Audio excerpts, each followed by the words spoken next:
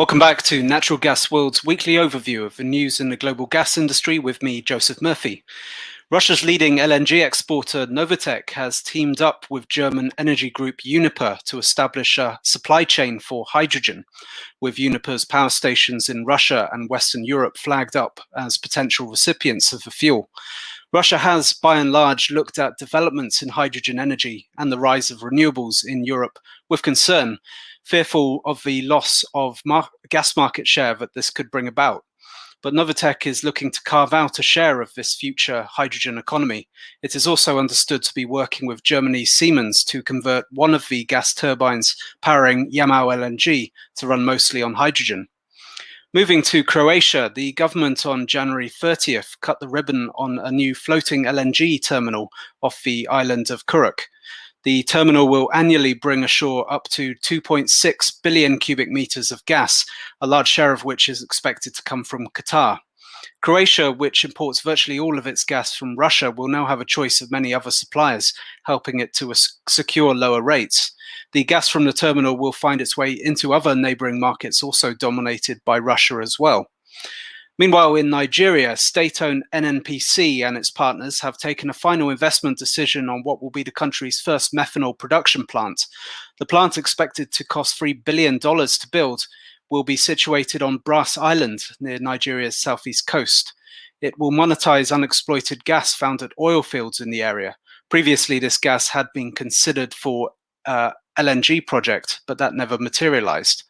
Methanol production is expected to reach 1.7 million tons per year, and the plant will also turn out 1.3 million tons of urea by 2025. Building out the petrochemicals sector is viewed as a strategic priority in Nigeria, which is eager to make the most of its substantial gas resources.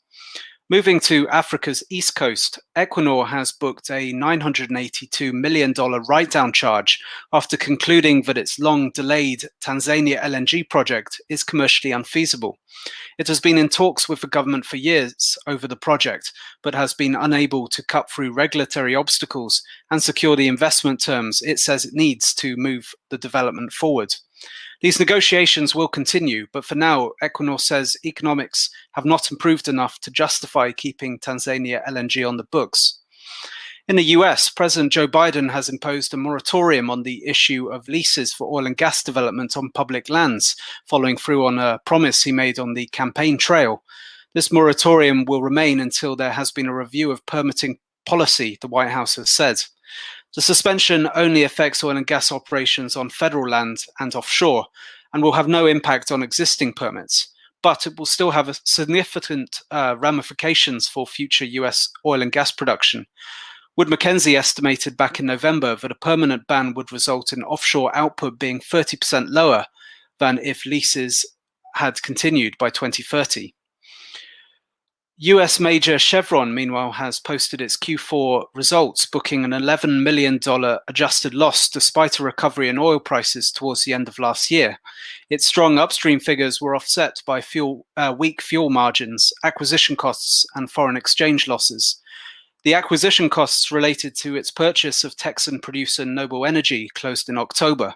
That deal has expanded Chevron's US unconventionals business and given it a leading position in the East Mediterranean.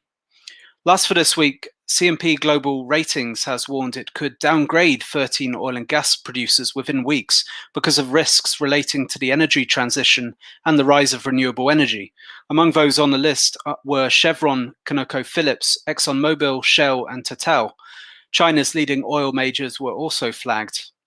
The IEA and many others have slashed their long-term forecasts for oil and gas prices in light of the COVID-19 pandemic and the energy transition gaining momentum. This has raised the risk that many upstream assets, once thought of as promising, may end up stranded. This has been Natural Gas World's weekly overview of the news in the global gas industry with me, Joseph Murphy. Thank you, and see you next time.